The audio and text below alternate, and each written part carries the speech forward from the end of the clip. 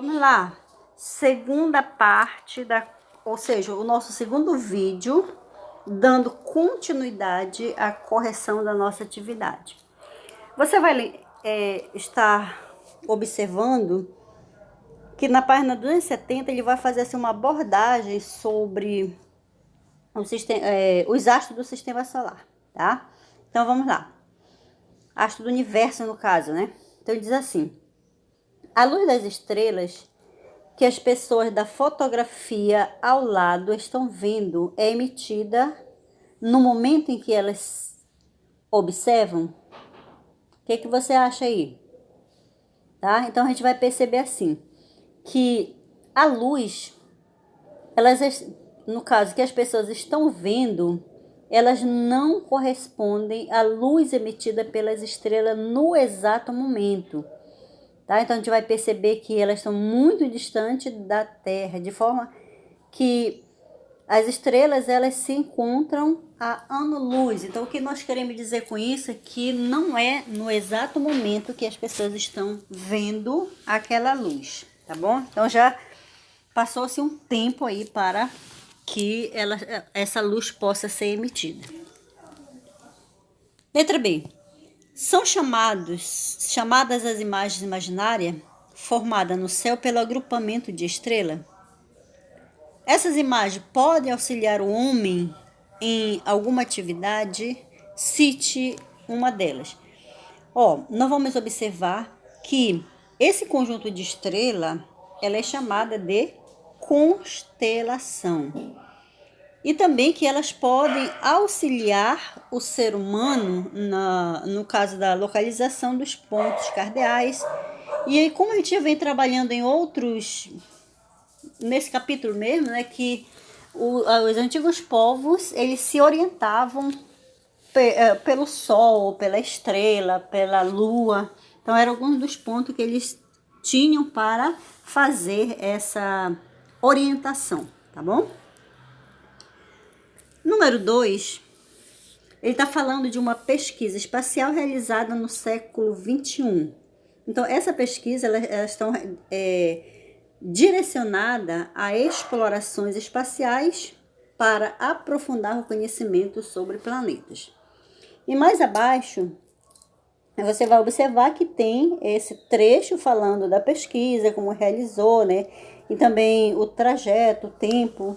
Então, você pode estar lendo aí para você ter essa visão. E, dando prosseguimento, ele coloca assim: em sua opinião, explorações espaciais e missões como o Juno são importantes para o desenvolvimento da humanidade?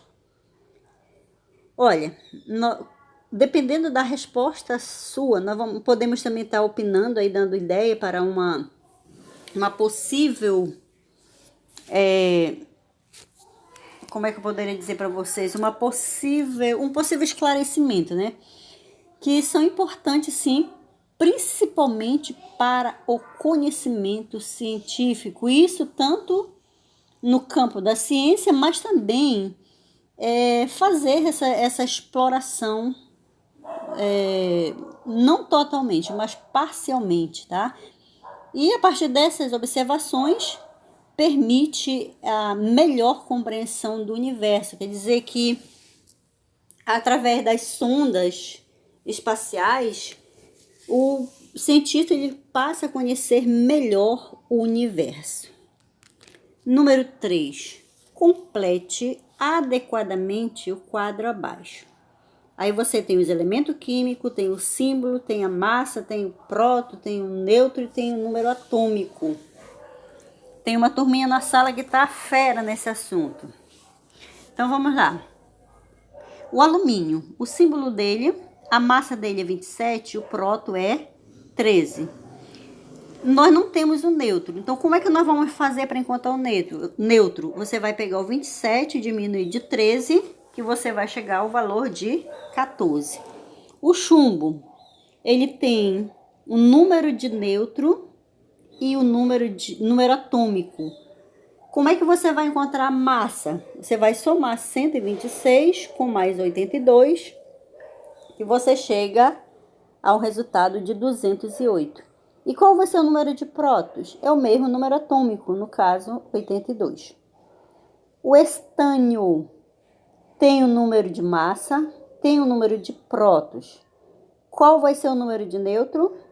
Você pega 119 e diminui de 50. Você vai chegar a 69. E qual vai ser o número atômico? 50, porque o próton é 50. Níquel. Também, número de massa, número de prótons. Se você já tem o número de prótons, já tem o número atômico, que é 28. Como nós vamos encontrar o número de nêutron? Subtraindo 28 de 59. Então, que vai dar número de nêutron 31. Exercício 4. O experimento abaixo foi realizado em 1771 por Joseph, do ramo de com um ramo de menta e uma vela em recipiente de vidro fechado. Como você vai observar, você tem a etapa 1, tá? A vela acesa, em seguida ela se apagou. Na etapa 2, você tem a vela acesa, mais uma plantinha aí no vaso, um vaso de planta. Na segunda imagem da etapa 2, você vai ver que tanto a vela quanto a planta, elas permanecem vivos, né? No caso, a vela acesa. Então, diz assim, na primeira etapa do experimento, a vela se apagou, depois de alguns segundos. Aí a pergunta é, por que isto aconteceu? Então, nós vamos perceber que a vela se apagou pela ausência do gás oxigênio.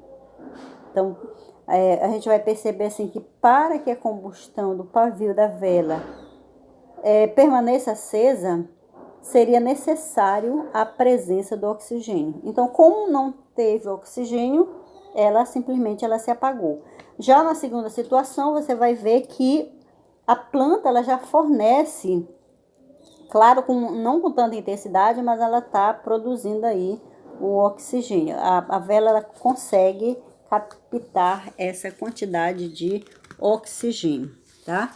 Então, é questão de você estar fazendo essas observações para que a gente possa ter esse entendimento da situação. Vamos agora passar para a última parte do nosso exercício, completando assim o nosso módulo 1, tá? O que Priestley compreendeu com a segunda etapa do experimento?